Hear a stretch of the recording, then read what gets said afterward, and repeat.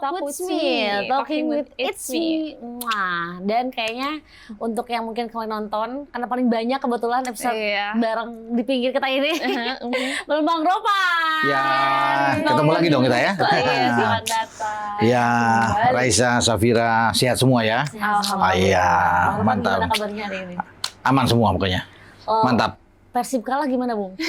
Persib kalah tapi tetap masih memimpin klasemen. Sayang kemarin mereka hanya butuh imbang melawan Lion City Sailors, tapi akhirnya mereka bisa menderita kekalahan. Kalau mereka imbang kan sudah pasti lolos. Tapi peluang mereka masih besar karena satu pertandingan sisa bermain di kandang mereka di Gelora Bandung Lautan Api. Iya kan. Tapi kira-kira optimis, Bung. Next Ya, optimis karena bermain di kandang melawan Bangkok. Main di Bangkok United mereka menang 2-0. Itu di Bangkok. Apalagi sekarang main di Bandung. Ya kan? Dan hanya butuh imbang. Mereka akan lolos. Tapi nanti Bung akan nonton langsung di stadion? Ya, saya akan coba untuk nonton. Itu bermain pada 10 Desember. Ya, bulan depan. Bulan depan. Ya, bulan depan. Iya. By the way, Bung, kita lihat dari video kemarin mungkin episode sama Bung Ropan banyak banget yang nonton. Paling nonton. Makanya soalnya kita undang lagi. Oh gitu ya? Wah, kok saya baru nggak dikasih tahu.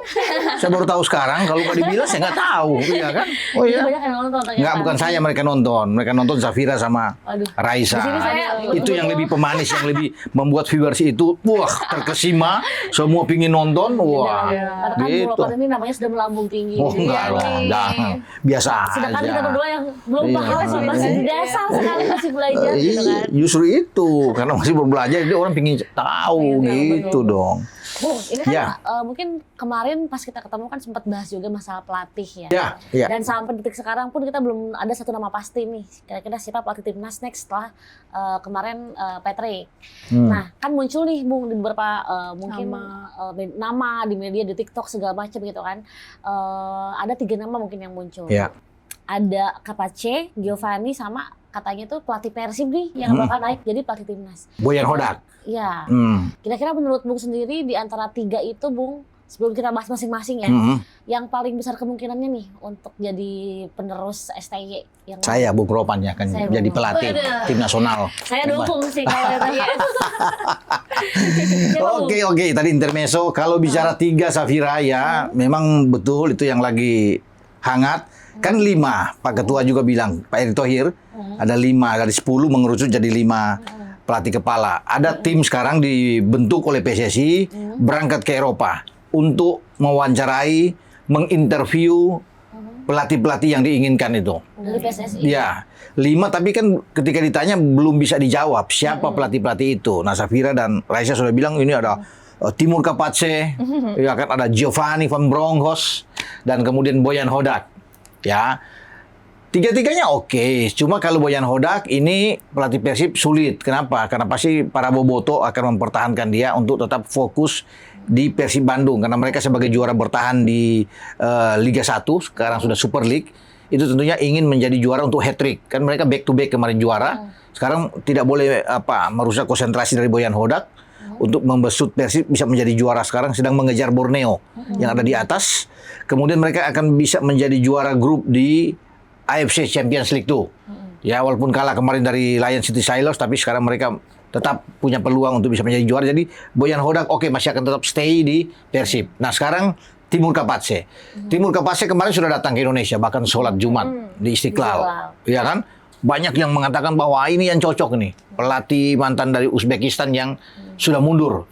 Jadi ketika dia melepas jabatan dia sebagai asisten pelatih, ya dia akan membawa tim ini sebagai caretaker untuk lolos Uzbekistan ke Piala Dunia. Pertama kali dalam sejarah. Kemudian posisi dia digantikan oleh Fabio Cannavaro, pemain legendaris dari Italia. Nah, dia turun jadi asisten. Sekarang dia lepas, dan kemudian banyak yang berspekulasi, ini dia udah lepas, dan sekarang dia ke Indonesia, ini cocok, bagus. Oke, dari segi ini 44 tahun, jadi ini pelatih yang baik, punya karakter oke. Tetapi kan belum menjamin bahwa dia yang akan menjadi pelatih. Ya, kalau dia saya juga senang kalau memang dengan Timur Kapace. Cuma ketika PSSI menunjuk delegasi menuju ke Eropa, ya. Jadi kan sudah terbesit bahwa ini mungkin dari Eropa. Karena akan mewawancara pelatih-pelatih di sana kan, beberapa pelatih. Bisa saja di antara 5 itu Kapace 1, 4 dari Eropa bisa saja. Dan ini tim yang dipimpin oleh Pak Sumarji ketua Badan Tim Nasional dan juga Direktur Teknik PSSI Alexander Swiers yang menuju ke Eropa, itu tujuannya menemukan beberapa pelatih itu. Karena sudah ada sinyal bahwa pelatih-pelatih yang akan mereka ketemukan itu masih menangani klub, masih menangani tim nasional. Jadi banyak yang berpikir, wah ini bisa aja mengarah ke Giovanni Van Bronckhorst, ya kan, yang dibilang tadi. Giovanni saat ini masih menjadi asisten pelatih Arne Slot di Liverpool.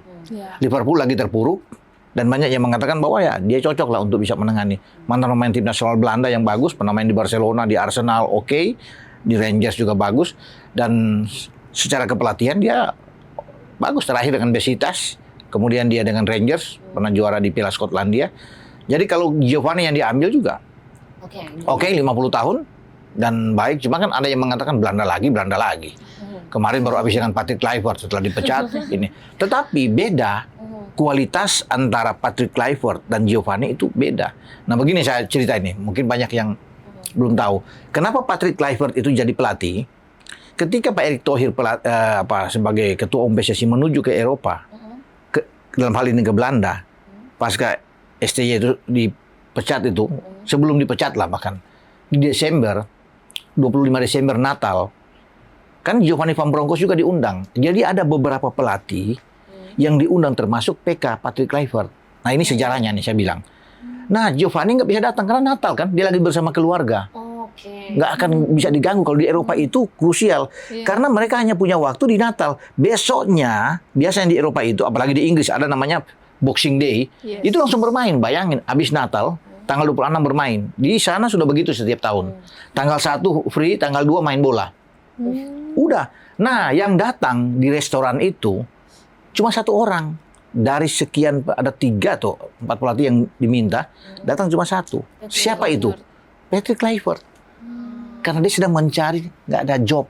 Sedang nganggur. Lagi nganggur. Jadi dia datang ketemu. Nah itulah yang diambil. Nah saya pikir jangan sampai terulang seperti itu lagi. Buru-buru pemecatan STJ tanggal 6, tanggal 8 Januari itu PK datang. Padahal diundang waktu itu Giovanni Van Bronckhorst. Kalau Giovanni yang datang, kita bisa lolos Piala Dunia. Tapi kira-kira apa Bung dari gaya pelatihan dia membuat dia bisa dibilang pelatih yang mungkin cukup bagus nih untuk Indonesia? Giovanni, pertama kedekatan secara emosional dengan Indonesia ada. Dia punya darah Maluku. Dia Ambon, Giovanni Van Bronckhorst. Oke? Jadi emosional ada. Kedua, kalau dia datang, dia sudah bisa menyatu dengan pemain-pemain, kan banyak yang sekarang sudah menjadi warga negara Indonesia yang dinaturalisasi. Ya itu Mojai Ises, Yasin Hapner, semualah. Ya yang ada Calvin Verdong, semua kan dari Belanda. Jadi dia tahu lah, bisa berbahasa Belanda, bisa berbahasa Inggris dengan sangat baik. Itu udah pasti. Komunikasi itu penting di dalam sepak bola, di dalam ruang ganti, dan dia dapat. Kemudian prestasi dia bagus. Tidak mudah bagi seorang pelatih kemudian dapat kesempatan ada di Liga Primer. Nggak mudah, walaupun dia sebagai asisten. Ya, dari Arne Slot di Liverpool lagi, The Reds, klub besar. Ya, yang ada di Inggris. Tidak mudah, tidak gampang untuk bisa masuk ke Liga Primer, berat. Giovanni bisa menembus itu. Dan dia pernah menangani di Liga Skotlandia bersama dengan Rangers, pernah juara Piala Skotlandia. Jadi bagus secara di Feyenoord, dia pernah menjadi asisten Ronald Koeman yang sekarang menangani tim nasional Belanda, tim Orange yang lagi menuju ke Piala Dunia. Jadi saya pikir kalau dari CV dia pas untuk tim nasional. Muda, bagus, punya wibawa. Walaupun dia mungkin dari Belanda, orang bisa ngomong Belanda lagi, tapi jangan samakan. Nggak boleh samakan dengan PK, jauh. Untuk kapasitas sebagai level pelatih. PK itu dipecat oleh Curaçao, tim nasional Curaçao. Ketika memecat Patrick Kluivert, Indonesia ambil, Curaçao lolos Piala Dunia. Kluivert ada di sana, nggak lolos. 2 kali dia menangani, dipecat. Ketika dia keluar, langsung lolos Piala Dunia. Yang latih siapa? Pelatih Belanda juga, Dick Advocaat namanya. Jadi ketika PK keluar dari Indonesia, yang masuk pelatih Belanda juga, kita jangan alergi. Karena yang datang itu jauh lebih bagus kapasitasnya dia. Siapa tahu 2030 kita lolos Piala Dunia. Ada amin. Amin dong. Amin. Gitu. Nanti kalau lolos nanti undang lagi ke sini Bang Nova. Iya dong, pasti. Kalau Giovanni ke sini, kita undang ke sini Giovanni. Oh, boleh dong. Bisa. Bicara kan, saya temanin dia. Iya kan? Ini jadi bukti ya. Wah. Iya kan, yang nonton bisa 2 juta yang nonton kan. Wah. Gitu. Bung, tapi menurut Bung sendiri kalau misalkan mungkin boleh disebutkan 3 kesalahan dari PK itu apa sih Bung? Hah? Kan dia sebelumnya kalah juga nih. Pas dia keluar lolos. Nah kalau di Indonesia apa Bung kira-kira? Apakah ini akan terulang lagi di Indonesia? Yang mana? Kalau PK memang pelatih tapi bukan pelatih. Ya. Maksudnya apa tuh Bung? Menurut saya artinya dia tidak apa ya, tidak untuk menangani tim nasional dia tidak bisa melihat apa yang sudah dilakukan oleh STY sebelumnya. Mestinya ketika dia datang, dia pakai aja apa yang sudah dilakukan oleh STY kan, tinggal meneruskan. Nah dia dengan kesombongan dia coba untuk mengubah itu, untuk bisa taktik misalnya 3-4-3 yang sudah bagus, terakhir menang melawan Arab, ya kemudian STY dipecat, ya kan? Mestinya itu yang dia bawa ke Arab Saudi kemarin di putaran keempat. Ya, jangan mengubah-ubah itu. Sehingga ada keanehan-keanehan yang dibuat oleh dia di starting 11 banyak. Kita juga sebagai orang awam banyak lah semua yang bisa melihat kok bisa begini. Pada ngamuk ya. Pada ngamuk. Starting 11 itu berbeda jauh sekali, tidak seperti yang diinginkan banyak orang. Jadi itu yang membuat dia blunder kesalahan besar. Mestinya kita bisa memenangkan pertandingan. Nah itu saya bilang pelatih yang bukan pelatih. Dia tidak tahu. Dia tidak banyak belajar dengan kesalahan yang dia buat. Di Sydney ketika dia datang pertama kali, kita kalah 5 gol. 5-1 lawan Australia. Dia pasang dengan 4 pemain back di sana semua, kalah kita. Dia pulang setelah dapat instruksi, dapat masukan dari Alex Pastur dan Nilansa sebagai asisten. Patrick, coba yuk kembali pakai 3-4-3-nya STY. Itu akan jauh lebih bagus saat kita akan menghadapi Bahrain dan Cina. Dan dia ikut itu. Menang kita di Senayan. Clean sheet, menang 1-0, 1-0. Itu yang membawa kita lolos ke putaran keempat. Karena kita dapat 6 poin. Menang lawan Bahrain, kan dia ikut nih. Ya ini pelatih nih. Balik lagi, dia pakai pola yang sama. Dengan dia meninggalkan yang dia menang itu 2 kali itu. Dia pakai yang pertama. Hancur kita. Di putaran keempat. Nah itu saya bilang, dia tidak memahami. Jadi memang ya sulit lah. Sayang sekali kita dapat pelatih seperti dia yang tidak tahu persis. Berbeda kalau Giovanni, tentunya kelasnya jauh. Iya, dia menangani Glasgow Rangers nggak main-main tuh klub legendaris yang ada di Scotland. Besiktas itu salah satu klub bagus di Turki. Nggak di Feyenoord itu oke. Kalau itu Bung Kapace kan dia berhasil membawa Uzbekistan lolos. Kira-kira apa dari kelebihan dia yang berhasil membawa Uzbekistan masuk? Kapace seorang pelatih yang disiplin, berkarakter. Makanya kalau kita dapat lebih awal Kapace bukan PK, mungkin kita bisa lolos. Sama seperti Giovanni kan, harus pelatih-pelatih seperti itu yang punya karakter kuat, yang juga pemain bisa segan di ruang ganti. Nah pelatih clever itu nggak bisa untuk bisa menerangkan game plan itu aja nggak bisa dia di ruang ganti kalau bermain dengan ini nih. Saya dengar itu dia nggak pernah mengevaluasi latihan begitu nggak. Yang kuat di dia itu ya Alex Pastur. Nah dia makanya kan dia dipecat terus sebagai pelatih. Di Turki dia itu nggak sampai 3 bulan dia tangani klub Antalya klub salah satu klub di Turki. Jadi nggak lama dia jadi pelatih. Jadi dia tidak memahami benar. Nah kalau bicara dengan Kapace, saya bilang dia berkarakter bagus sebagai mantan pemain dan dia tahu persis bagaimana cara bermain dia dengan tim Uzbekistan. Ya makanya kan ada salah satu pemain Uzbekistan itu Gazanov. Itu sekarang dipakai di Manchester City. Tidak mudah. Pemain dari Asia, iya. Masih muda, kemudian bermain di timnya yang dilatih oleh yang namanya Pep Guardiola. Dan menjadi salah satu andalan di lini belakang. Top, bagus. Itu saya bilang, karena mereka berkarakter, disiplin yang sangat kuat. Bermain dengan gaya Eropa Timurnya bagus. Keras fisiknya oke. Jadi kan dia tempat fisik bagus dan cara bertarung mereka. Di lapangan tuh, fighting spirit mereka di lapangan yang membuat Uzbek itu tim yang oke, yang bagus untuk bicara di Asia ya. Ya, bagaimana mereka antar unit, antar lini bermain dengan sangat baik, membuild up serangan dengan bagus. Cara transisi bermain mereka dengan baik dari menyerang ke bertahan, dari bertahan ke menyerang oke.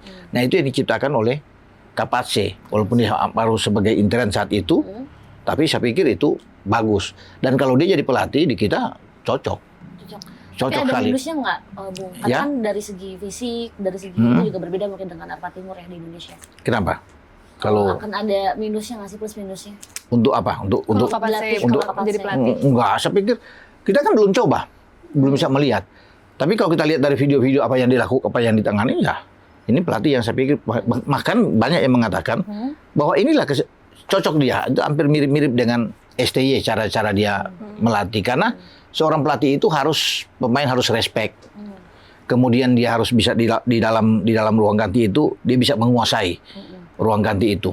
Jadi itu yang ada di Kapatse ya, sebagai seorang pelatih yang baik, punya wibawa. Kalau pelatih tanpa wibawa itu nggak respect, pemain nggak akan respect. Tapi kalau dia punya wibawa, punya karisma yang kuat, nah itu yang pemain tuh respect. Begitu dia masuk semua sudah siap, sudah oke. Jadi itu yang dia harus ciptakan di Uzbek. Dia melakukan itu dengan baik. Semua pemain respect.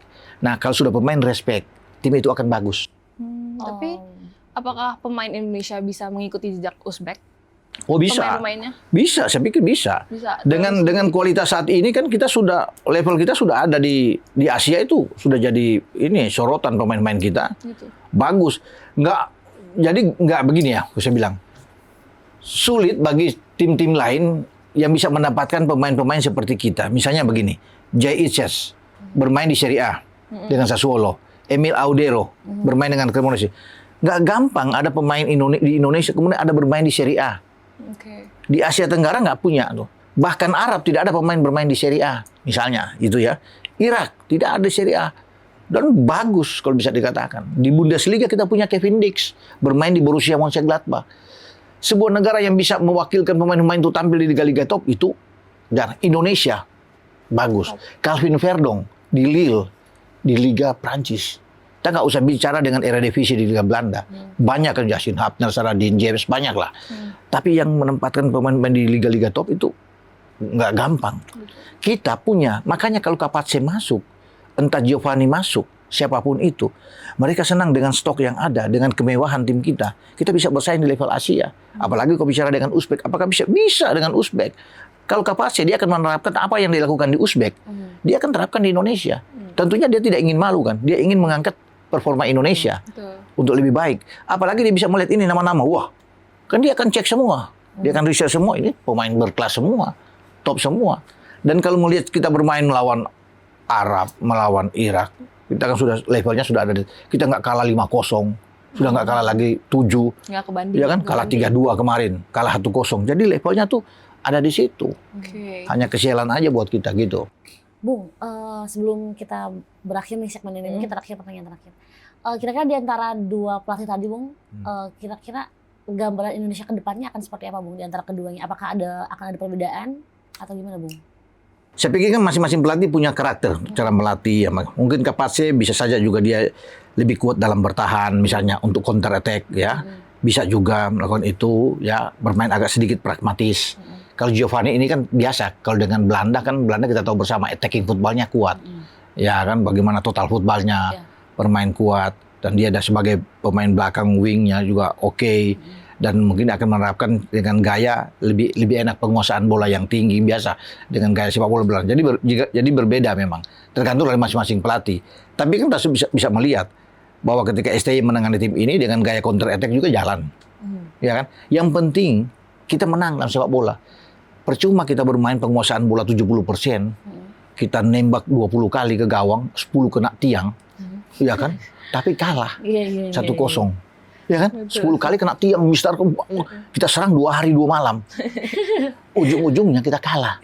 Tapi kalau kita bertahan total, diserang banyak terus, gempuran, tapi ujungnya kita menang, yaitu orang masyarakat pengen lihat 3 poin itu yang menang, biar kita diserang habis-habisan, bertahan 1 kali serangan balik menang. Ya itu kan STY pakai itu kemarin dan bagus hasilnya.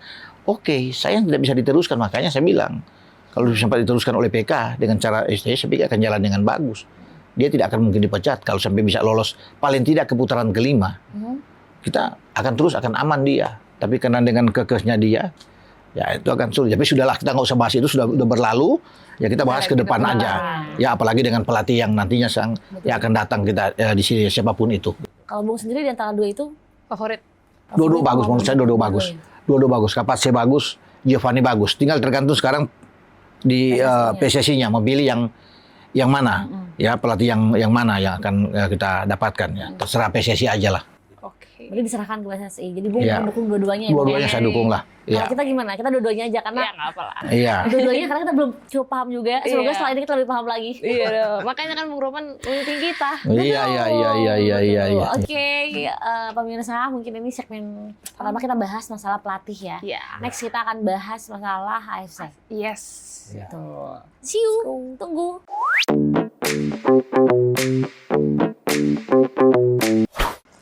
Oke, Raisa, Bung Roman, Ya. kita masih di Talks with Me, Talking with It's Me.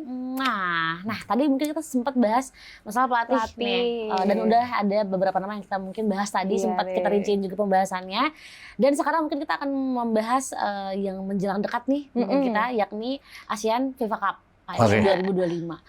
Kira-kira untuk peluang kita juara di sana gimana, Bung? Karena kan sekarang kita belum ada pelatih sampai sekarang kan. Iya. FIFA Asian Cup itu akan bermain di 2026. Ya. Itu adalah ide dari Gianni Infantino, Presiden FIFA, Federasi Sepak Bola Internasional. Ya, dia ide ini bahwa bikin itu di Asia biar sepak bola Asia lebih bergairah. Ya. Dan itu juga bisa mendatangkan banyak penonton ke stadion. Kenapa? Karena itu di bawah naungan FIFA. Namanya kalau sudah di bawah naungan FIFA, pasti semua akan ikut dalamnya. Kompetisi-kompetisi di Eropa itu pasti akan memberikan pemain-pemainnya, tidak akan menahan itu, harus memperkuat negara masing-masing. Dan itu diambil di masa jeda internasional yang namanya FMD. FMD itu FIFA Match Day. Nah, dalam setahun FIFA Match Day itu ada di bulan Maret, ada di bulan Juni, ada di bulan September dan Oktober, dan November. Oke. Itu FIFA Match, itu kalender tuh. Biarkan semua tahu tuh apa tuh FIFA Match Day, itu ada kalender. Nah, kita bicara dengan FIFA ini bagus, terobosan yang oke. Sehingga kita kan kalau di ASEAN ini ada namanya Piala AFF. Seakan-akan berbenturan dengan ASEAN Cup ini yang dibuat oleh FIFA. Nah, tergantung apakah ini mesti dileburkan, AFF tidak ada, FIFA ASEAN Cup ini yang akan dimainkan, karena kan itu lebih resmi. Lebih akan dilihat oleh orang karena poinnya akan menentukan peringkat FIFA kita. Kalau di AFF, kita nggak pernah juara. Selain 6 kali juara, 6 kali runner up. Oke. Jadi itu yang sulit bagi kita. Kenapa kita tidak bisa? Karena kan Jay Isyes misalnya, Emil Audero, nggak mungkin bermain di sana. Tidak diizinkan karena tidak di bawah naungan FIFA. Itu nggak dikasih oleh klub. Tetapi kalau FIFA Asian Cup itu, pasti klub akan mensupport. Kasih, apalagi bermain di FMD, FIFA Match Day. Dilepas semua pemain, wajib. Jadi mereka bisa memperkuat Indonesia. Kesempatan buat Indonesia juara terbuka. Besar. Dengan kondisi, dengan kualitas pemain-pemain kita yang tidak terbantahkan lagi, kita bisa ambil. Untuk bisa menjadi juara, pertama kali dalam sejarah ketika FIFA Asian Cup berlangsung di Asia Tenggara. Nah, itu kapan? Banyak yang tanyakan. Itu dicoba di antara Maret, April, kemudian di Juni, bisa dicoba di situ. Di September, Oktober, ya itu akan terjadi di sana. Nah, selain FIFA Match Day, saya pikir ada juga salah satu terobosan lain, ya. Mungkin Raisa akan menanyakan dan Safira tentang FIFA Series, ya kan? Itu ada juga. Jadi tuan rumah juga kita. Iya. Dan dituju sebagai tuan rumah. Jadi itu lebih Gimana enak. tuh? Wah, top itu. Kalau sudah bicara FIFA Series ini lebih di atas dari FIFA Asian Cup. Oh iya. Iya. Kenapa? Karena itu melibatkan antar konfederasi. Jadi Indonesia sebagai tuan rumah ditunjuk nih oleh Giovanni. Tapi ini luar biasa kita. Kita harus mensyukuri. Ya, nggak gampang menjadi tuan rumah. Iya, iya. Kenapa Kok nggak bisa? gampang? Iya. Begitu FIFA bisa menunjuk kita sebagai tuan rumah, saya juga kaget. Dan pasti ini akan diapresiasi oleh Pak Dunia. Ketua Umum dan dunia juga akan bisa melihat. Itu hanya beberapa negara. Australia yang ditunjuk nanti 2026, Indonesia, mungkin Azerbaijan, Oke. ya, ada mungkin Kazakhstan, Puerto Rico, dan Indonesia. Nah, kita sebagai tuan rumah, nantinya dalam undian itu bisa aja kita ketemu dengan wakil Eropa, Oh, oke. wakil Amerika Latin, wakil Afrika. Wah, itu kita bisa Peluangnya banyak. peluang ya? untuk bisa menonton pertandingan itu luar biasa. Kalau luar Eropa tuh yang datang tim-tim top kan, dari Amerika Latinnya tim top. Wah, itu kita datang ke GBK lah, kita nonton semua. Faktor kita bisa dipilih jadi tuan rumah kenapa, Bung? Ya, saya pikir ya ini satu juga itu kedekatan Ketua Umum kita kan Pak Erik juga dengan Gianni Infantino, untuk friend-nya untuk kuat. Ya, soulmate mereka tuh. Oke. Sangat dekat, nggak gampang loh. Itu faktor terbesarnya di Faktor sana. besar di situ. Dan kita kan sudah ada kantor FIFA di Jakarta kan ada dibuat Mm-mm. oleh Pak Eri waktu itu. Kita punya kantor perwakilan Jakarta. Jadi memang oke lah, bagus ya buat kita. Dan FIFA memang respect dengan kita ya karena kita punya ketua umum Pak Erik yang bisa melakukan itu dengan baik. Ya. Nggak gampang untuk mengajak seorang ketua FIFA gitu untuk ngopi-ngopi di Paris atau di Zurich itu nggak gampang. Oke. Pak Erik bisa melakukan itu. Jadi kalau ada yang bisa mengatakan sekarang ya Erik out, boleh aja dia out. Tetapi ada nggak figur yang bisa menggantikan dia? Siapa? Kita siapin aja dulu. Belum ada nama. Belum yang bisa ada yang digantiin. tidak ada satu orang pun yang bisa punya hubungan kuat dengan FIFA. Apalagi dengan Mr. Gianni kan. Kemudian kita bisa menunjuk itu luar biasa loh. Kita harus manfaatkan itu untuk bisa menonton semua ke GBK. Karena pasti GBK akan di stadionnya akan dipakai untuk menyaksikan pertandingan-pertandingan yang FIFA Series. Dulunya ini FIFA World Series namanya. Sekarang sudah FIFA Series. FIFA Series. Kenapa Bung dirubah, Bung? Iya, ya cuma soal nama aja. Nama aja. FIFA Series ini. Dan itulah saya bilang kita beruntung kita ditunjuk sebagai tuan rumah. Makanya ini harus dimanfaatkan dengan baik. Kesempatan kapan lagi misalnya kita melihat tim-tim top Eropa yang akan bermain di kita, tim Amerika Latin yang akan bermain di kita kan nggak ada lagi. Ini kesempatan. Apalagi sudah ada FIFA Asian Cup nantinya.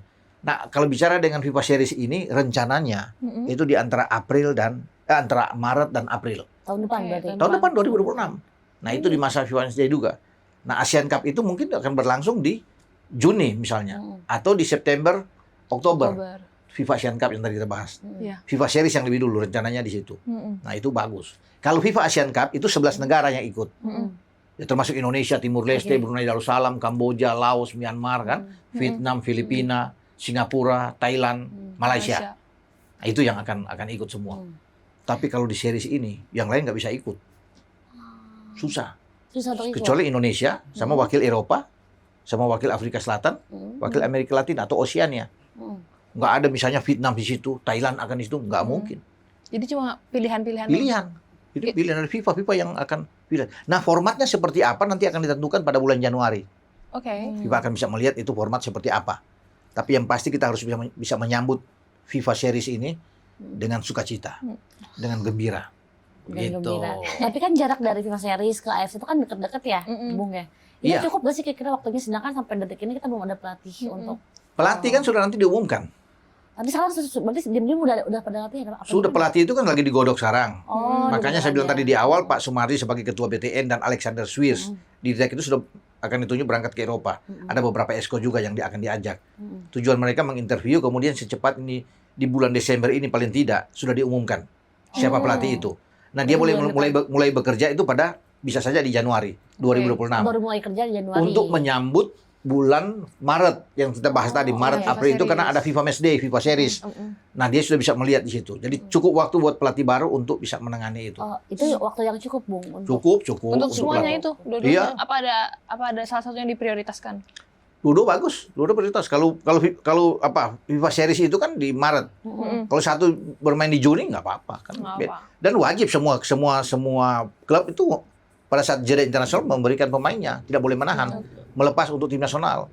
Jadi bisa lah di antara bulan Maret, April, Mei, Juni, 3 bulan untuk itu bisa lah. Pemain-pemain kita berlimpah bagus-bagus, ya kan? Yang ada di luar abroad, yang bermain juga di Liga Super kita, bagus-bagus. Jadi bisa tinggal dipilih aja oleh pelatih baru kan. Cuma kita tunggu siapa sosoknya, ya kita lihat nantinya untuk diumumkan. Pasti gitu. Nih, pemirsa. Mendebar, berdebar-debar ini, ya kan? Siapa ya? Jadi ikut degar ya? Iya dong, betul. Tapi Bung, di antara FIFA Cup sama mungkin FIFA Series, lawan yang paling berat nih kira-kira untuk Indonesia mana, Bung? Kalau Asian Cup misalnya, Asian Cup ya karena ini Asia Tenggara. Kalau bicara siapa yang paling berat, Thailand. Vietnam, itu kan tim-tim yang selama ini sulit untuk kita kalahkan. Ya, tapi kalau dengan adanya Jai Isis dan kawan-kawan, ya Vietnam kita udah kasih kalah. 2 kali bahkan. Di putaran kedua kalah Vietnam. Di Jakarta 1-0, di sana, di Hanoi kita pukul 3-0 dia kan. Itu Jai Isis sudah ada, Tom Hai sudah ada. Udah bagus, Ragnar Orat Mangun sudah ada di sana. Jadi, saya pikir untuk level Asia Tenggara kita ada di atas. Untuk level Asia Tenggara, itu FIFA Asian Cup. Tapi kalau di FIFA Series, itu kuat semua yang datang. Iya, susah. Ya. kuat-kuat semua yang datang. Jadi peluangnya kira-kira berapa persen? tapi karena kita tuan rumah bisa membuat kejutan. Bisa aja. Bisa membuat kejutan. Argentina juara dunia. Hanya baru beberapa bulan juara dunia di Qatar. Datang ke Indonesia kan. Tanpa Lionel Messi. Dan belum ada Jay Ises kita. Belum ada Emil Audero, Martin Paz belum ada. Calvin Verdong Belum juga. kita hanya kalah 2-0. Main di Oh, GBK. 2-0 itu masuknya? Dengan Argentina juara dunia yang baru mungkin 2-3 bulan juara. Oke. Datang dari Cina, dia datang ke kita. Cuma 2-0. Susah payah dia main. Yang kiper kita siapa? Hernando Ari. Yang tidak mungkin levelnya mungkin kalau bicara dengan Emil Audero dan Martin Paz masih kalah kan. Hernando Ari. Itu pun mereka dapatkan Paredes bisa nembak dari luar kotak penalti. Di belakang itu cuma Elkan Bagot, Jordi Amat, Rizky Ridho, ya kan. Mereka punya tuh Alex Ganarzo, bagus-bagus semua.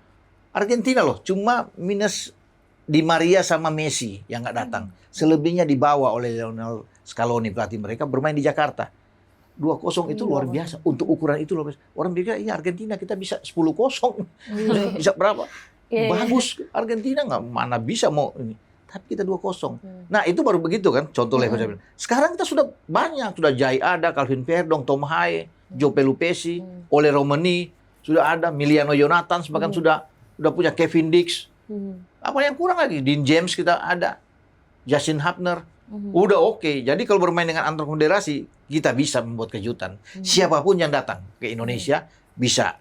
Jadi mau dari wakil Oceania kah, atau wakil Afrika, wakil Eropa, kalau saya bilang Eropa kuat, atau Amerika Latin, memang dua ini kan negara sepak bola yang kuat. Tapi kita bisa membuat kejutan.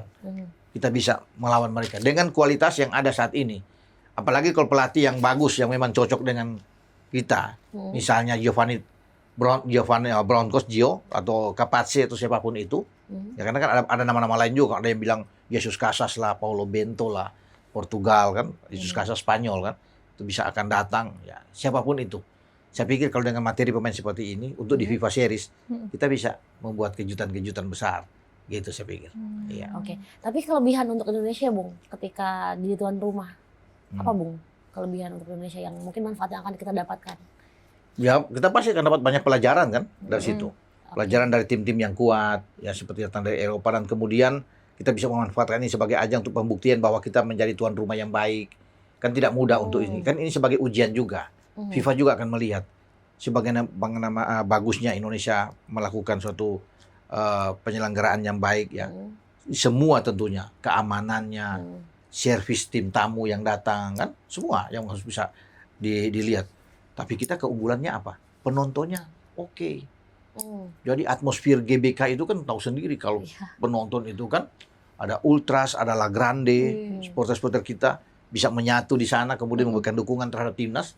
Itu yang tidak dimiliki di negara-negara lain. Mungkin salah satu juga tujuan FIFA menunjuk kita karena itu. Karena atmosfer penonton kita tuh luar biasa. Bahkan sudah ada keluarga yang datang bawa istri, suami, anak, ponakan datang ke stadion untuk menyaksikan. Itu hal yang bagus, sangat positif. Untuk datang ke GBK tidak dulu susah datang anak-anak kecil di bawah. Takut kan kalau ada kerusuhan, tapi sekarang kan sudah kayak entertain yang jadi. Jadi itu yang terlihat bahwa sepak bola Indonesia supporternya sudah lebih baik ya, dewasa. Kemudian kita kan sekarang sudah nggak seperti dulu lagi. Beli tiket langsung sembarangan. Sekarang sudah harus ada Garuda ID namanya. Kalau lu nggak punya Garuda ID, jangan harap untuk bisa masuk kan. Mesti lewat sistem Garuda ID itu kan. Terdaftar dulu, tuh ada lihat face lu untuk bisa masuk cocok. Jadi ketahuan kalau masuk stadion ada yang bikin huru-hara, ketahuan dari situ. Cepat ada yang pencopet dan segala macam dalam stadion bisa ketahuan karena punya Garuda ID itu. Jadi sudah lebih dilihat dengan bagus ke arah profesional. Nah, kita akan coba mungkin di FIFA Series ini untuk bisa menjadi tuan rumah yang baik gitu. Oke, berarti Bung nanti nonton, Bung. Ya harus dong. Safira mesti nonton itu. Raisa mesti nonton. Semua yang ada di sini juga nonton, Bos. Semua bareng-bareng nonton bisa lihat. Gitu. Buat orang yang mungkin ragu-ragu buat nonton ya. Iya. Apa sih benefit penonton tuh ke timnas tuh gimana? Energinya kah? Semangat? Lah iya dong, pasti semangat semua kan menyaksikan timnas. Semua Iya. akan tergila-gila kan, apalagi cewek-cewek sekarang, wah melihat ganteng-ganteng Iya, ganteng-ganteng. yang main di lapangan itu, wah ingin foto-foto, tanda tangan. Itu yang membuat ada sesuatu yang baru. Bahkan bisa melihat kan di hotel tempat penginapan mereka aja penuh. Oh, udah nungguin Ya, ya? dari subuh aja udah datang tuh, nongol tunggu mereka mau keluar tuh latihan. Tuh Pak, wah itu luar biasa, nggak ada seperti dulu-dulu begitu kan. Untuk bisa nunggu mereka tuh berjam-jam juga nggak masalah. Yang penting gue bisa lihat nih Kevin Dix nih, Tuh, ya kan, keluar dari Jay, hotel. keluar kan, wah ganteng-ganteng semua kan, klimis semua, gagah-gagah semua, Tinggi-tinggi. tinggi, Lebar-lebar cakep, bahunya. cakep semua. Nah itu pemandangan yang bagus untuk tim nasional kita, sehingga supporter tuh pingin nonton, Oke. pingin nonton, melihat pujaan mereka akan bermain. Beli jersey, beli kostum kan seperti ini, ada nama di belakang tuh kebanggaan Iya, betul.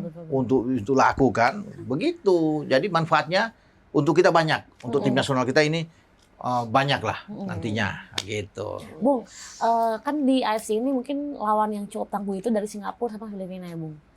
Yang Yang bagus terus itu kan tadi Thailand. kalau nggak salah Thailand, Filipina. kalau di ASEAN itu menjadi lawan bagi kita ya Vietnam sama Thailand Oke. Vietnam sama Itu Thailand. Thailand masih nomor 1 ya? untuk menjadi lawan kita. Kalau di Asia Tenggara ya kita lah yang bagus. Yang seimbang lah. Kalau seimbang ya Thailand sama Vietnam ya. Malaysia juga, ya cuma Malaysia kan ada kasus kemarin. Iya, kemarin. 7 pemain mereka yang Naturalisasi. dianggap ilegal itu kan, dokumen-dokumen nggak benar sampai FIFA bans mereka. Mereka pingin ikut gaya Indonesia. Cuma kita kan lebih jelas, kita punya darah keturunan kan, enak kakek neneknya memang sama semua ada. Kalau mereka kan enggak gitu. Tapi apa mereka dibolehkan untuk tetap ikut ASEAN? Siapa yang pemain-pemain itu? Malaysia. Malaysia bisa, tapi kan yang selesaikan mereka dulu nggak masalah boleh. itu, iya. FAM-nya itu didenda oleh FIFA kan, 7 pemain itu kan dihukum bayar uang, kemudian 12 bulan tidak bisa boleh bermain. Dimanapun. Iya, jadi tamparan buat negara lah, malu lah Iya. dengan cara-cara seperti itu kan. Nah, kita yang lebih elegan ya Indonesia dengan cara-cara seperti itu. Jadi kalau bicara siapa? Thailand, Vietnam. Nah, sekarang harus hati-hati dengan Filipina. Iya, mulai Kenapa naik tuh? ya. Karena Filipina lagi oke bagus kan, pemain-pemain naturalisasinya juga bagus-bagus. Jadi akan menjadi ancaman untuk 1-2 tahun ke depan karena mereka membenahi dengan baik. Dan mereka juga akan ikut gaya seperti Indonesia. Jadi jangan cepat kita terbuai dengan apa yang sudah ada, walaupun kita punya Jai, punya Emil, Martin Paes, Kevin Dix semua ya, Calvin Verdong, tapi harus tetap menjaga itu, melihat tuh dengan perkembangan dari Filipina. Ini bagus-bagus mereka cara merekrut pemain juga. Selain Oke. dari pemainnya apalagi Bung yang membuat faktor dia kemungkinan akan naik?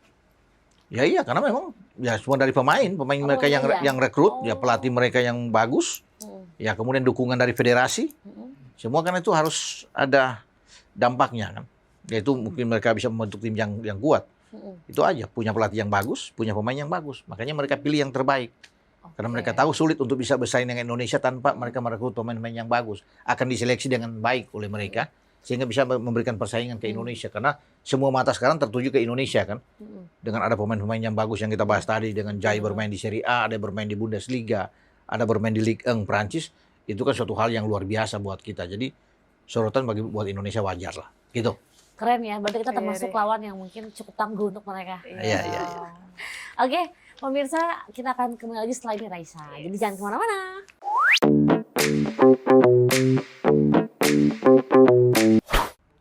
Oke, Raisa, Bung, kita masih ada di Talk with Me, Talking with It's Me. Mwah. Wah, gua juga harus ikut dong. Iya kan? Sekali Wah. lagi, Iya. Talking with It's Me. Wah. Kayaknya muahnya lebih. Saya harus lebih keras dong, muanya lebih keras. Bung, Ya. selain tadi mungkin kita bahas pelatih, bahas AFC juga kan. Iya, FIFA Series. FIFA nih, Series. tuan Series. rumah. FIFA Rumah. Asian Cup. Asian Udah Cup, lengkap itu. Udah lengkap. Udah. Nah, sekarang kita Iya. bahas yang lagi Apa nih? rame nih akhir-akhir ini, Bung. Super Kan League. Jakarta plus Bandung. Udah Waduh. ketebak dong apa pasti Persib dan Persija, Bobotoh dan juga di Jack nih.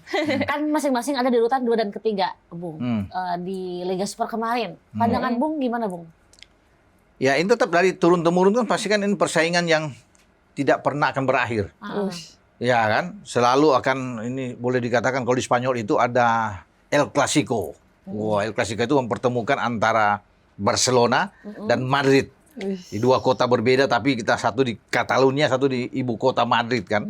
Selalu pasti akan banyak cerita-cerita lah, drama-drama yang terjadi. Sama juga dengan Persib misalnya dengan Persija. Persija. Pasti ceritanya banyak. Itu saya bilang turun-temurun nggak pernah habis. Tapi ya bagus lah. di sebuah negara yang punya kompetisi yang baik, ya termasuk dengan Indonesia yang mulai naik saat ini, kita punya rivalitas yang kuat di antara Persib dan Persija itu bagus.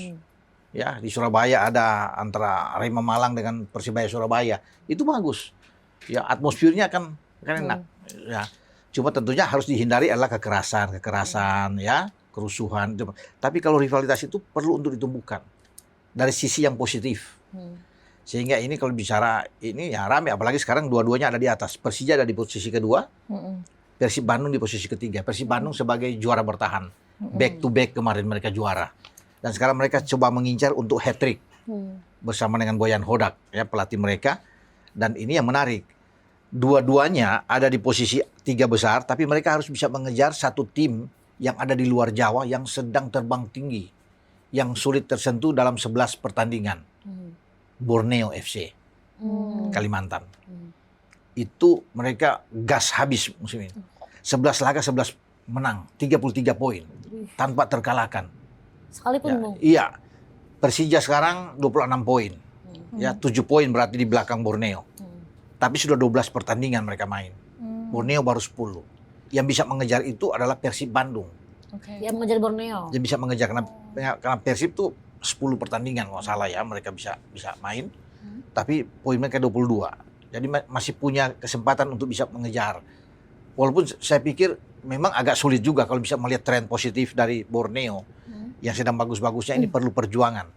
Tentunya Persib menginginkan ada beberapa kali mereka bisa tersendat atau kalah atau ditahan imbang sehingga mereka bisa merapat. Tapi Persib dan Persija harus butuh konsistensi. Konsistensi mereka dari pertandingan ke pertandingan tidak boleh banyak kehilangan angka. Kalau mereka kalah atau draw lagi sementara di atas Borneo menang terus, akan sulit. Akan sulit untuk bisa mengejar. Karena saya bilang tadi kan Persija sudah 12 aja, baru 26 poin. Borneo baru 10 pertandingan sudah 33 poin. Jadi itu yang membuat kompetisi saat ini. Kalau bilang siapa juara? Saya pikir hanya ada 3. Ya, Borneo, Persija, Persib. Oh, 3 itu. Walaupun sebenarnya ini gini. Ada kejutan yang saya lihat di sini, dan ini luar biasa. PSIM Yogyakarta tidak ada yang menduga sama sekali kalau bicara di Liga Super. Mereka datang sebagai promosi, tim promosi, tapi mereka mengguncang di Liga Super saat ini. Ada di posisi keempat, yang poinnya sama dengan Persib Bandung. Jadi, 11 poin. Iya, 22 poin mereka. Kemudian di bawah mereka masih ada Malut United, ya kan? 21 poin. Tapi saya bilang sekali lagi, walaupun PSIM adalah tim yang penuh kejutan, pendatang baru yang selalu bisa meresahkan klub-klub yang ada di atas. Karena selalu kan bagaimana dia bisa ini. Tapi tetap pada ujungnya, tim yang punya mental kuat, ya itu yang akan menjadi juara. Di antara 3 itu, Borneo, Persib dan Persija. Persib dan Persija.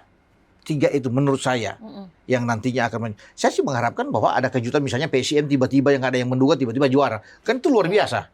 Ada cerita-cerita yang menarik di kompetisi saat ini bahwa ada tim yang baru masuk tiba-tiba mengguncang kemudian masuk sebagai juara di Liga Super. Bisa saja. Tetapi kalau bicara lagi dari yang saya bilang tadi, mentalitas dalam cara bermain, ya, punya pengalaman yang panjang di kompetisi, ya Persib dan Persija itu bisa menjadi juara. Cuma tantangannya ada di Borneo. Karena Borneo juga ini kan pengen juara. Kapan lagi mereka ingin juara? Harus saat ini. Kesempatan itu terbuka saat ini. Setelah Persib menguasai dalam 2 musim, mereka juara di 2024-25. Inilah saatnya bagi Borneo untuk bisa menjadi juara. Mumpung mereka lagi bagus-bagus. 11 laga, 11 pertandingan. Oh, nggak kalah tuh. Nggak gampang. Nggak gampang untuk ini. Berarti mereka adalah menjaga konsistensi permainan yang bagus. Ditangani pelatih Brasil, kalau nggak salah, Lefunde, kalau nggak salah, yang bermain di sana. Dan mereka punya pemain-pemain yang bagus. Coutinho, ya, pemain yang oke. Peralta juga. Jose Hirose, pemain-pemain yang bagus. Kipernya kiper tim nasional. Nadeo Argawinata, ganteng juga. Nadeo. Harus ganteng. Iya, dia dibawa Emil sama Paes, dia memang dari kiper ketiga di tim nasional Indonesia. Jadi layak ya mereka untuk bisa. Saya pikir untuk bisa menjadi juara, kalau sampai di atas pekan 15 mereka tetap tidak terkalahkan, sulit untuk bisa menghentikan mereka. Tapi kelebihan Borneo apa, Bung, dibandingkan dengan Persija dan Persib? Ya konsistensi mereka. Kalau bicara kelebihannya, konsistensi mereka mau menjaga dengan baik. Kalau soal pemain, dan ini pemain bahkan lebih bagus mungkin Persija dan Persib. Oh, lebih bagus. Kedalaman mereka. skuad. Persib itu kan sudah datang Tom Haye, ya kan? Kemudian dengan Eliano Reinders, udah di dalam. Kan dua pemain yang bermain di Belanda, kemudian bermain di Liga Super. Jadi sudah bagus-bagus kalau bicara di situ. Belum ada Mark Klok, ada Beckham Putra, Sadil Ramdhani ada di sana. Belum pemain-pemain Andre Jung, Julian Barros. Di Persib. Iya, Luciano Goicoechea. Belakangnya ada Patricio Matricardi, ada Federico Barba, Julio Cesar. Ada pemain Irak, Frank Putros. Itu bagus. Ada dua pemain muda kita yang akan dibawa ke SEA Games. Robi Darwis dan Kakang Rudianto. Itu bagus semua.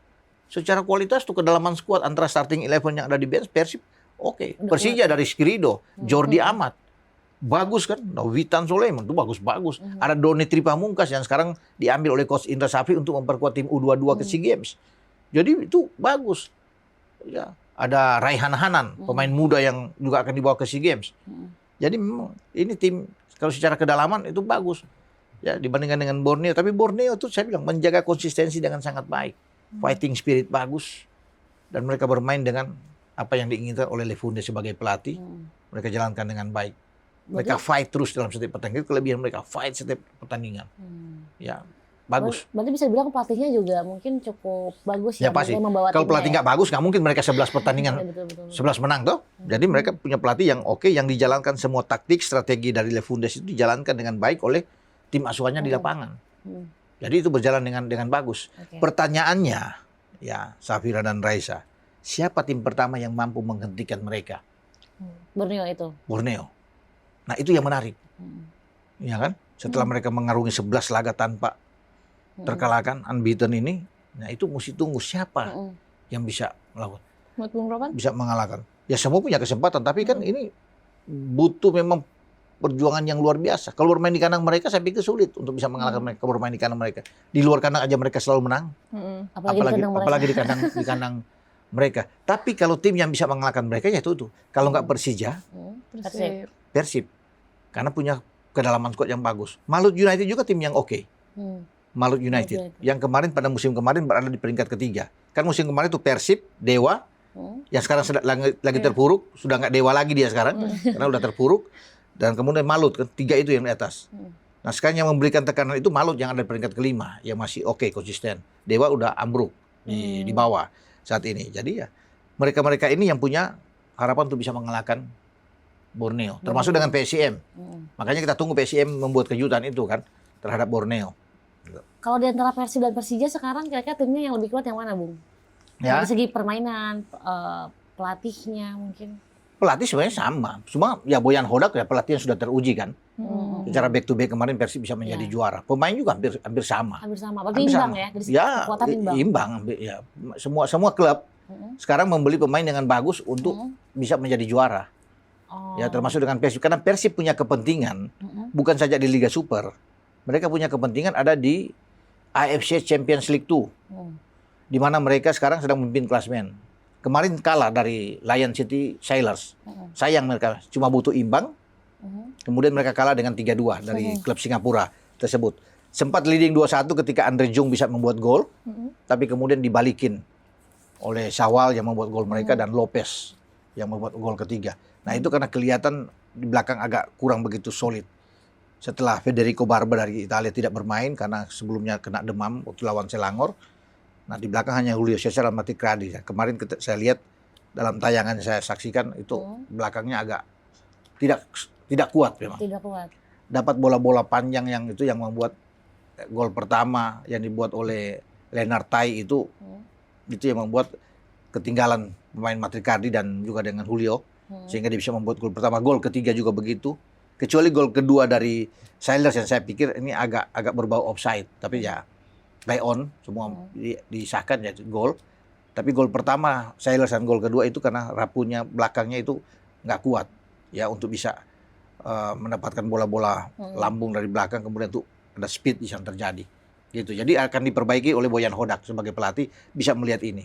Saya pikir lain halnya kalau Barba memang bugar, fit dia akan kuat di belakang. Padahal saya pikir kemarin Eliano bermain di kiri, Putros di kanan. Sudah sebenarnya oke sebenarnya ya. Sudah bagus. Sudah bagus. Ketika 2-1 itu saya pikir ini paling tidak draw aja udah lolos.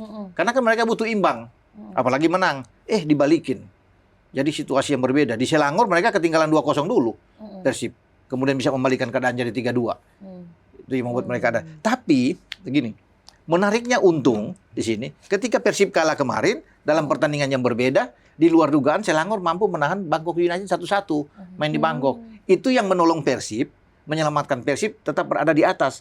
Kalau sampai Bangkok United menang, Persib turun ke posisi kedua. Bangkok United yang ada di atas. Ini akan menyulitkan Persib nantinya dalam pertemuan terakhir dengan Bangkok United di Gelora Bandung Lautan Api. Gitu. Jadi ketika bermain imbang kemarin, Selangor tahan, Persib tersenyum. Walaupun kalah. Masih di atas. Karena posisi mereka aman. Itu, karena 1-1 kan. Jadi poin mereka dengan Bangkok United itu 10-10. Jadi tetap aman. Pertandingan terakhir lawan Bangkok main di GBLA. Neraka buat Bangkok United itu. Karena main di Bangkok kalah 2-0. Nah, Bangkok itu ada pemain kita, Pratama Arhan. Dari sana. Tapi kalau bermain di sana dengan posisi mereka cukup main imbang, saya pikir mereka Persib akan lolos.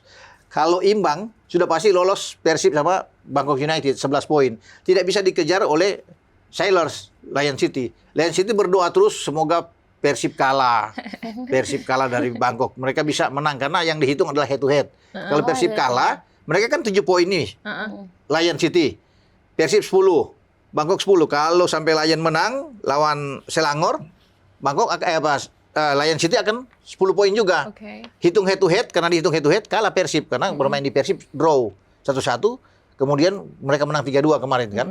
Tetapi kalau Selangor kembali menolong Persib, draw Selangor selesai sudah. Lion City nggak bisa lolos. Yang lolos mau Persib kalah kek, mau Bangkok kalah, dua-dua akan lolos. Jadi bergantung ke Selangor. Tapi kalau Selangor kalah dari Lion City, nah itu yang akan dilihat. Prediksi Bung gimana? Saya pikir Persib akan menang.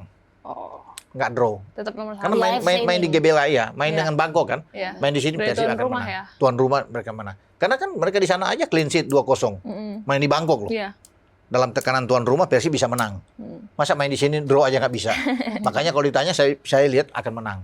Kalau Federico Barba main, itu baru tanggal 10 Desember. Mereka akan main. Dan Federico Barba akan ada di sana main. Dia bermain di belakang akan sangat kuat. Jadi mereka bisa. Kalau saya yakin Persib akan menang. Bermain di kanan. Kan sekarang Persib mungkin ada di posisi yang lagi bagus nih, Bung. Ya. Sedangkan Dewa malah turun gitu. Itu kenapa Bung kira-kira Dewa ini bisa menurun dari segi performanya? Tidak seperti musim lalu ya. Mereka bermain dengan bagus ya. Padahal kalau bisa dilihat saat ini kan tim asuhan Jan Olderi Kering ini apa sih yang kurang sebenarnya? Pemain nasional mereka punya. Egy ada di sana. Egy Maulana maksud saya ada di sana. Ricky Kambuaya ada di sana. Vano Lillipali juga ada. Bahkan ada 2 pemain Persib yang mereka ambil. Nick Kuipers di belakang sama Edo Fibriansa juga ada. Di tengah mereka punya Mesidoro. Saya pikir ini tim yang kuat sebenarnya. Cuma ya itu yang mereka tidak konsisten dengan materi yang bagus yang membuat mereka terpuruk.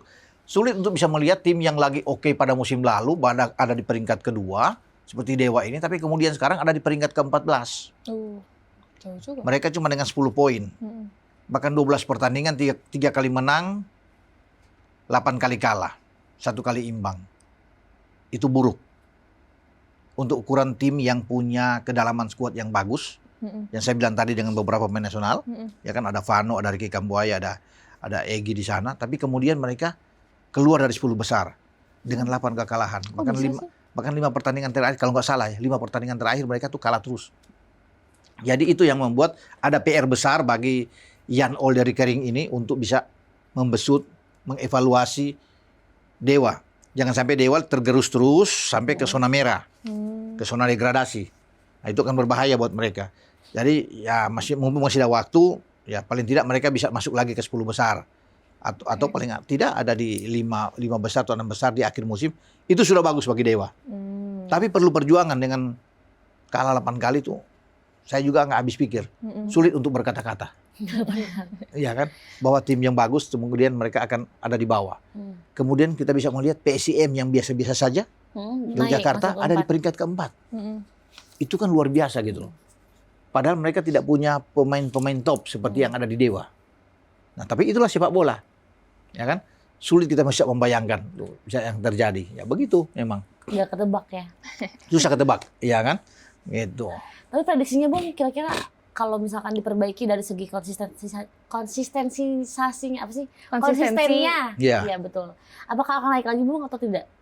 Ya itu tangan tuh PR tadi Jan Oler Gering dan kebersamaan semua untuk menyatukan satu sikap mereka harus bisa untuk membangun tim ini lebih baik lagi.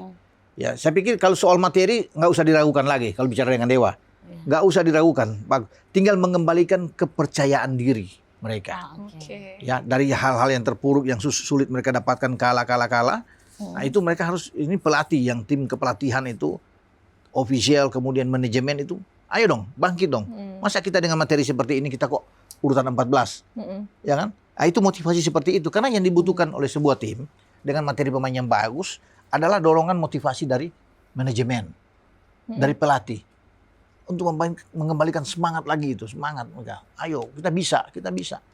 Masa tim ini seperti ini yang ada di atas kita jauh lebih bagus secara kualitas kok. Mereka lebih bagus dari kita kok turun ke bawah. Seperti itu. Dan kemudian kemauan semua pemain di lapangan untuk bisa fighting spirit yang dong. Iya. Karena apalagi yang kurang? Udah nggak ada. Semua sudah bagus kalau lihat dari materi. Jadi ya tinggal mereka di lapangan itu berjuang lagi untuk klub. Minimal targetnya berapa? 6? Ya paling tidak masuk di 6 besar kan oke, di akhir musim ya. Tapi sekali lagi butuh konsisten itu. Mereka bisa ini. Kalau mereka bisa dalam 3-4 pertandingan nggak kalah aja, itu udah bagus. Dari situ untuk bisa semua pemain bisa lebih pede, percaya diri. Tapi kalau kalah lagi, itu akan menurun juga. Konsentrasi mereka akan goyah kan, akan goyah. Nah, untuk mereka bisa stabil lagi kembali bagus, butuh kemenangan-kemenangan itu. Makanya di 2-3 pertandingan ke depan mereka tidak boleh kalah. Kalau mereka bisa mendapatkan kemenangan tidak kalah, nah disitulah titik balik untuk mereka bisa naik. Karena di situ jangan sampai terpuruk lagi, akan lebih berbahaya. Karena kalau bilang lagi di mana sih? Ya mereka sudah tim bagus. Ya kan, kedalaman skuad oke, pelatih juga oke. Kalau mereka musim lalu ada peringkat kedua, kok sekarang di peringkat ke bawah? Apa yang salah? Sebenarnya itu motivasinya mereka sekarang. Bagaimana pelatih harus bekerja dengan keras untuk membuat mereka tuh lebih baik lagi. Ya gitu aja. Itu Safira dan Raisa. Pemirsa mungkin di antara soal Liga Super. Iya kan? Berarti sekarang ada di posisi pertama Borneo mungkin masih ya, Bung ya. Borneo ada di atas. Persija kedua. Ketiga Persib. PSIM Yogyakarta, Malut. Nah, itu aja yang kita bisa lihat ya. Siapa tahu juga masih ada Persibaya yang ada di papan tengah bisa naik, bisa menerobos. Masih banyak cerita. Cuma yang menarik itu yang kita bahas tadi tuh. Siapa tim yang bisa mengalahkan Borneo ini? Itu. Favorit Bung siapa sih? Ya, semua sih bisa punya kesempatan untuk bisa mengalahkan. Tapi saya ingin melihat. Masih jawaban nama. Saya bisa melihat PSIM ini. Itu menarik. Saya tertarik dengan PSIM, gebrakan mereka ya. Ya, semoga PSIM yang bisa mengalahkan Borneo kan lebih bagus. Ya, lebih bagus. Entah mau bermain di kandang mereka, ya atau di kandang lawan. Tapi ya kita akan tunggu aja. Dengan gebrakan dari PSIM. Iya. Atau mengalahkan Borneo. Iya. Apakah tetap Borneo jauh bertahannya atau mungkin ada yang bisa menggeser pemirsa? Kita temukan jawabannya nanti. Dan kita akan ketemu lagi di segmen terakhir nanti.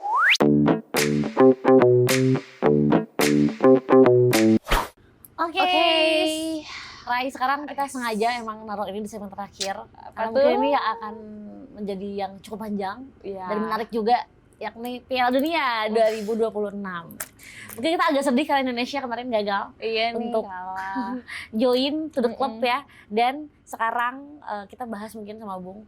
Sekarang kan banyak banget yang Bung, debut nih seperti Uzbek, Yordania, Curaçao.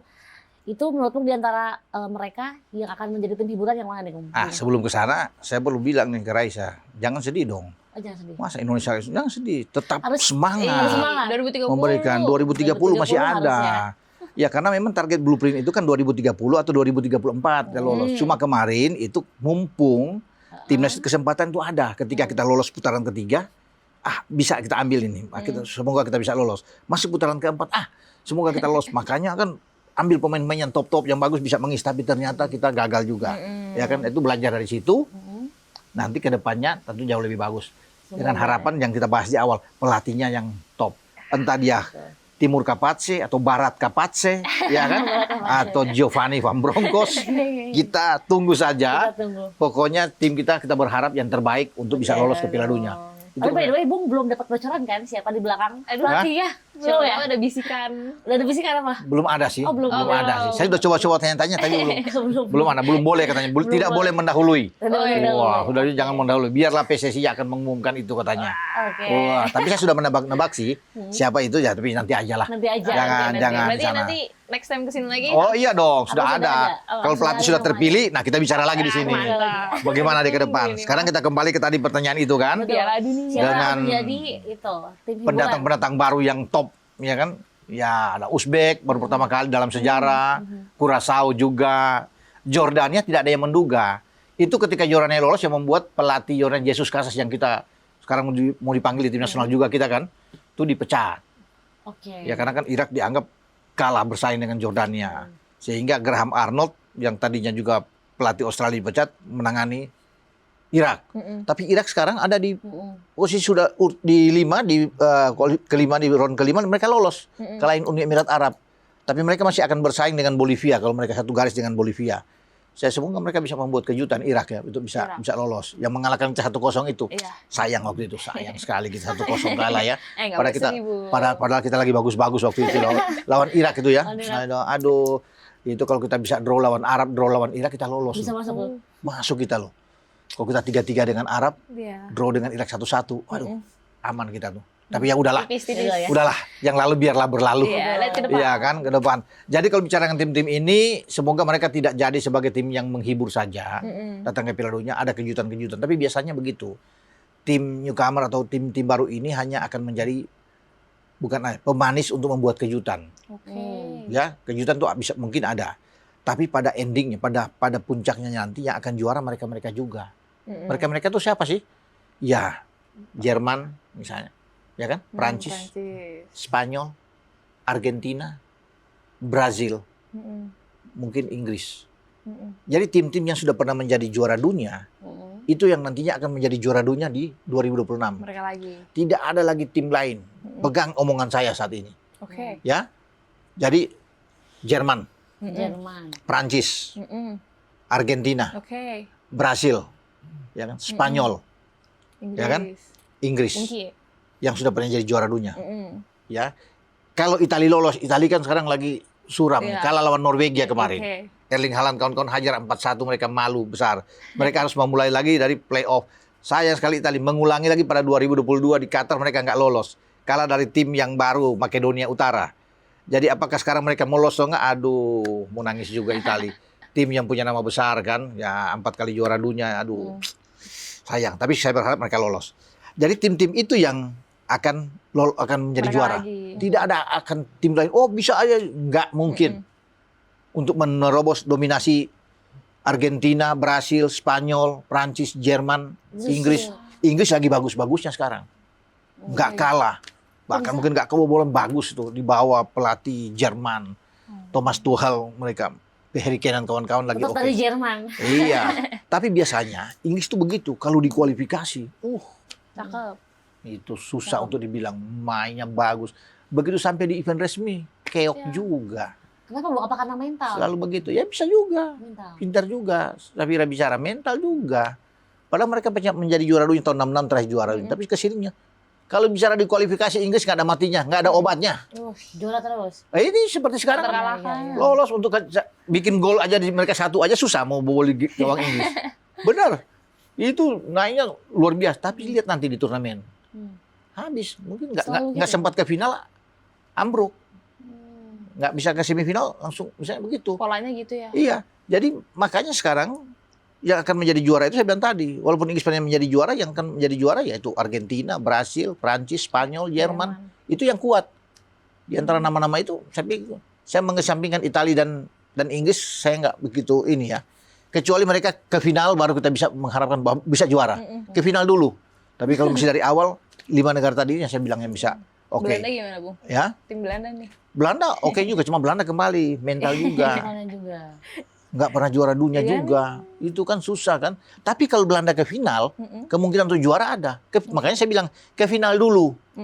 Tapi Baru kalau bisa lihat baru dari bisa sana. kita bisa, oh ini kemungkinan juara bisa nih. Tapi kalau masih dari awal, bagus, nggak sampai semifinal kandas. Nah itu Raisa susah. Tapi kita doakan ya, Ya, bahwa Belanda bisa. Belanda bisa. Ayo dong, Belanda bisa. Tim Belanda. Bisa. Oke. Kalau di Ya. antara 5 itu Bung, kira-kira yang potensinya untuk juara Piala Dunia Di antara tahun ini? Jerman, ya 5 ya. Di antara Jerman, Prancis, Spanyol, Argentina, Brasil. Satu aja nama menurut Bung siapa Bung kira-kira Jerman prediksinya? ini mah. Saya Kalau itu dilihat dari kemarin kualifikasi. penggemar Jerman, ya. Tetapi kalau realistis untuk bisa mengatakan, ya di sini yang akan menjadi juara Prancis mungkin. Oh, Prancis kenapa Bung? Punya kedalaman yang bagus, Oke. punya kedalaman yang oke. Oke. Ya, Kylian Mbappe dan kawan-kawan tuh. Iya. Kemarin kan 4 tahun lalu mereka kalah dari Argentina. Argentina juga oke, tim yang bagus. Argentina, Brasil dari Latin 2 itu kan yang menjadi momok yang luar biasa. Tapi kalau bicara siapa satu suruh pilih, saya pegang Prancis. Ya. Entah kenapa, tapi saya kok bisa lari ke sana karena Prancis. iya kedalaman mereka itu bagus. Dari belakang, tengah, depan tuh bagus-bagus semua loh. Jadi ya Prancis aja. Walaupun sebenarnya saya Jerman berat saya, gitu. Tapi kan bicara realistis kan ditanya Iya. kan. Kalau realistis ya itu. Prancis. Tapi kalau kembali siapa? Oh Jerman tetap. Jerman. Mau kalah, Jerman negara saya mau kita. kalah menang hujan panas petir apa tetap Jerman. Jerman. Tetap Jerman. Saya sudah mendarah dari dulu Jerman. Tidak pernah ke lain hati. Oh, Jerman. Jadi memang dari dulu. Dari awal saya tuh Jerman aja saya. Karena dari dulu kan mental dia bagus. Berjuang terus sampai menit akhir. Jadi kalau lawan Jerman itu dari dulu itu kalau orang bikin gol jangan dulu senang. Sampai menit 90 dia bisa balas. Nah, itu dia makanya saya senang fighting spirit dia. Mental itu Jerman. Tapi akhir-akhir ini agak menurun. Jadi tidak ada lagi kelihatan tuh mereka punya mental yang bagus. Tidak seperti yang dulu-dulu.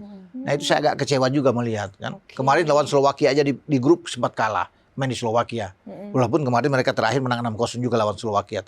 Yang membuat mereka lolos. Tapi dari situ bisa kelihatan bahwa mereka tidak stabil. Tapi semoga di Piala Dunia mereka stabil dan kembali menjadi juara dunia seperti 2014. Saat mereka mengalahkan Brasil 7-1 di semifinal dan mengalahkan Argentina di final. Wah. Bung, kan Jepang sempat ngalahin Brazil kemarin gitu. Kira-kira kedepannya Jepang, apakah akan punya kesempatan untuk Jepang itu tim masuk yang final? saya pikir untuk di Asia ya, level Asia. Saya senang dengan Jepang ini. Wish.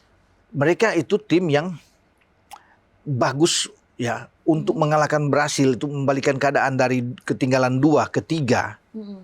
Itu luar biasa. Mereka bisa kalahkan Kolombia. Bagus. Bahkan di Piala Dunia di Qatar, kalau masih ingat ya semua, Jerman tuh kalah. Kalah sama Jepang, Jerman. Spanyol yang lagi bagus-bagusnya juara Euro kalah sama Jepang. Itu di Piala Dunia kemarin Qatar. Ini tim yang bagus. Dan pelatih mereka kan pelatih orang dalam, Moriyasu tuh, Hajime Moriyasu tuh orang Jepang benar. Kenapa Jepang bagus? Karena banyak pemain dia bermain di level tinggi di Eropa. Raisa dan kita bisa melihat di sini. Waduh, nggak ada matinya Jepang. Ya, kapten mereka Endo bermain di Liverpool. Itu bagus. Banyak lah kalau bisa dibilang satu tuh. Top. Makanya mereka di dalam negeri itu mungkin cuma 3-4 orang. Mereka ambil di liga. Selebihnya di luar. Kalau dipilih 23 pemain, mungkin 19 ada di luar tuh. Ya. 4 di dalam mereka ambil. Karena itu bagus. Bagaimana cara pembinaan mereka dari usia muda. Bagus. Dan pemain-pemain mereka tuh bermain di level tinggi di Eropa. Ada bermain di Inggris, bermain di Prancis misalnya. Minamino main di Prancis ya. Di Monaco. Kemudian di Jerman. Banyak lah. Tersebar di liga-liga top. Yang ada di Belanda. Yang mereka bisa bermain. Sehingga membuat tim ini bagi seorang pelatih Moriyasu. Dia bisa melihat siapapun dia ambil. Dia padukan dengan bagus. Kan ketemu tim Indonesia di putaran ketiga. Ya. Kita kalah di GBK 4-0. dengan Jepang? Dengan Jepang. Main di Jepang kita bahkan digebuk habis lagi tuh. 5-6-0. Jadi memang ini tim yang bagus. Tim yang sangat kuat. Dan selalu mengancam di Piala Dunia. Jepang akan selalu memberikan apa ya, momok yang menakutkan bagi tim-tim kuat. Mereka nggak peduli. Mau ketemu Jerman, ketemu Brasil, Argentina. Mereka siap menang. Bahkan Jepang itu sudah mentargetkan juara dunia sebelum tahun 2050. Mereka pingin, jadi bayangin, mereka pingin juara, udah mentargetkan kami harus juara dunia, bukan lolos. Kalau kita kan berpikir kapan lolos Iya. untuk hadir ke Piala Dunia. Jepang sudah berpikir bukan lolos, karena lolos itu bagi dia sudah rutinitas. Hampir setiap kualifikasi apa semua Jepang kalau ikut di Asia pasti lolos. Jangankan di Asia, untuk ikut di Eropa aja, masuk di zona Eropa, pasti mereka bisa lolos.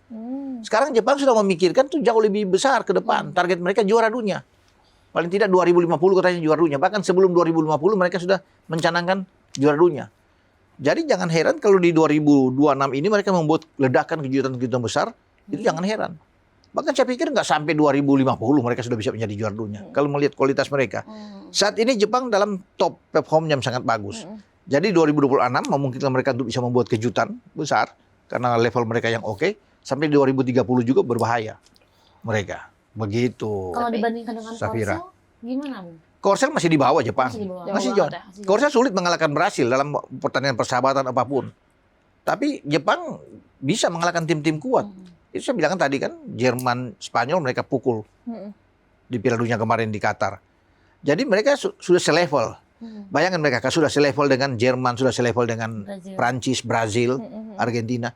Itu di atas, bukan mereka masih bawah satu tingkat, sudah selevel. Oke. Jadi dalam posisi selevel, mereka bisa mengalahkan tim manapun.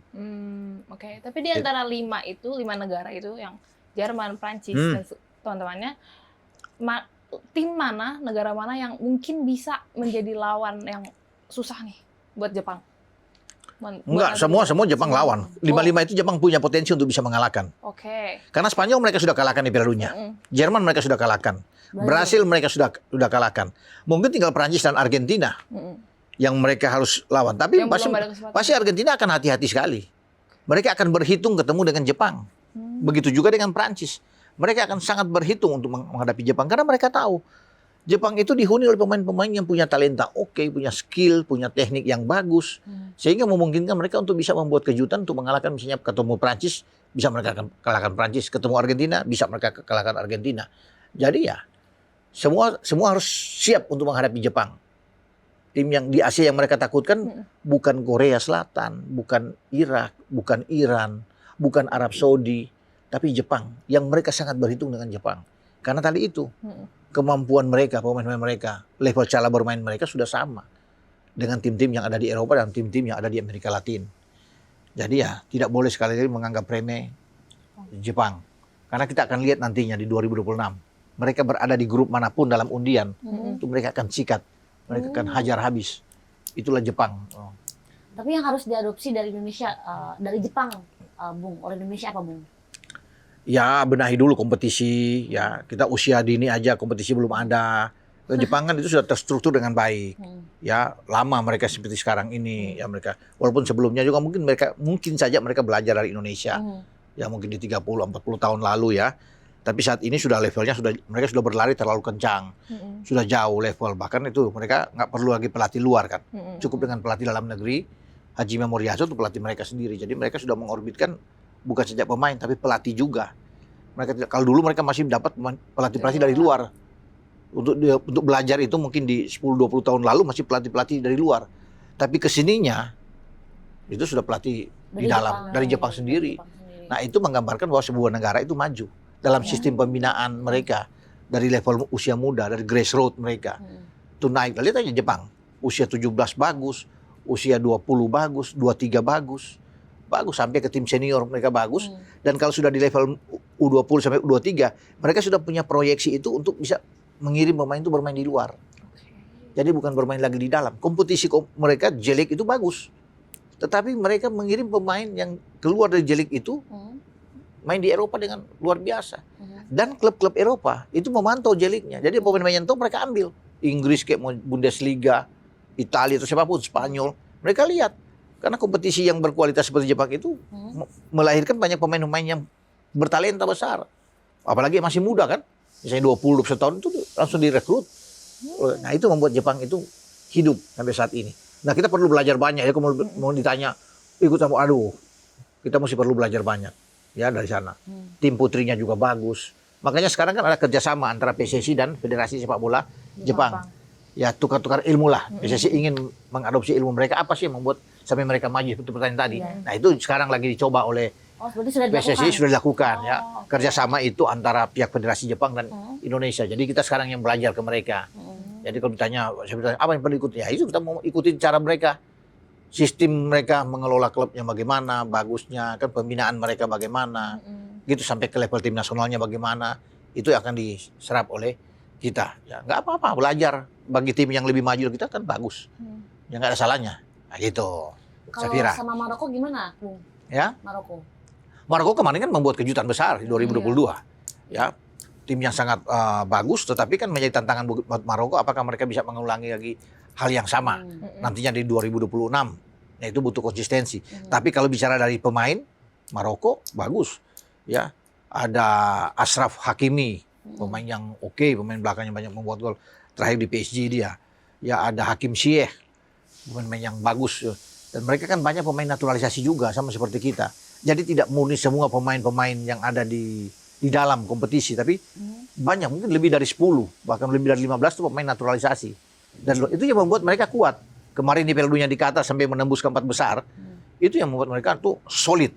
Ya. Nah, tapi pasti dengan kemampuan mereka untuk bisa menembus 4 besar di Piala Dunia kemarin, itu juga akan dibawa nantinya ke 2026. Dan tetap Maroko ini tetap akan menjadi, kalau dari Afrika ya, salah satu yang akan dilihat adalah Maroko. Ya, tim yang sangat baik ya.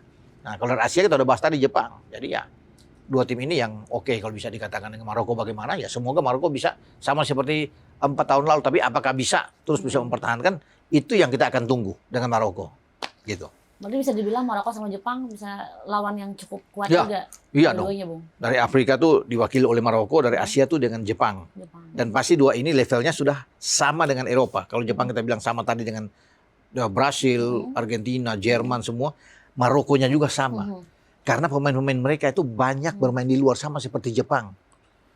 Ya, bahkan mungkin cuma 1-2 dari dalam negeri. Selebihnya itu di luar semua, bermain di level Eropa, klub elit Eropa. Sehingga mereka dipersatukan oleh pelatih mereka gampang. Nah, mereka bisa bermain dengan gaya Eropa ya. Oke, ya itu terlihat ketika mereka sukses di Piala Dunia kemarin kan, 2022 di Qatar. Dan pasti baik Brasil, Argentina, ya Prancis, Jerman, Spanyol akan melihat itu. Dan akan was-was, akan ketar-ketir menghadapi Maroko. Karena kemampuan mereka sudah tunjukkan kemarin di Piala Dunia. Sama seperti Jepang. Jadi kalau katakan timnya akan bisa membuat kejutan ya, Jepang dan Maroko, tim yang berbahaya. Kalau yang tadi bilang Uzbek, Yordania, Curaçao ya hanya pemanis aja. Termasuk ada yang kejutan kan, negara kecil, tapi Haiti. Ya, bagus, mereka bisa lolos juga, tapi ya pasti nggak akan sampai jauh ke sana. Bukan saya mendahului ya, tapi ya akan sulit bagi mereka lah. Apalagi baru pertama tampil kan.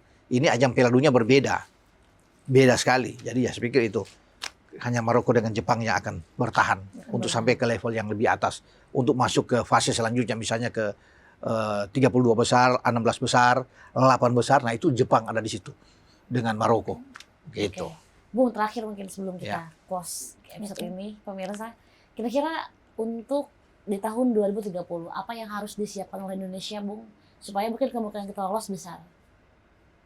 Ya, pelatih pertama sekarang ya yang akan diambil itu harus jangka panjang. Itu kan sudah dilakukan oleh PSSI. Bahwa tidak akan jangka pendek, sehingga mereka berhati-hati untuk bisa mengambil pelatih. Karena pelatih itu dipersiapkan untuk level yang panjang. Sampai 2030, bahkan mungkin sampai 2034.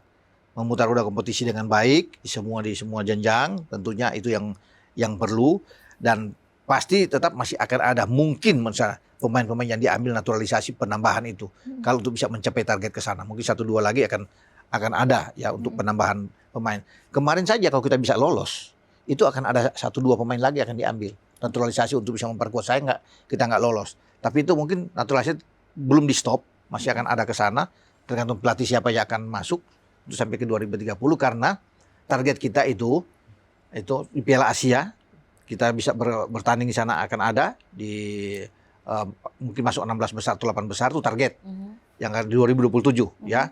Kemudian di 2026 juga kita bisa sukses di Asian Cup FIFA yang kita bahas tadi, itu dengan pelatih yang baru, sambil kita untuk bisa lolos ke Piala Dunia 2030. Itu tugas dari pelatih baru nantinya untuk bisa menembusut pemain-pemain kita. Tinggal kita bisa melihat apakah Tom Haye usia 30 masih bisa mampu sampai ke sana.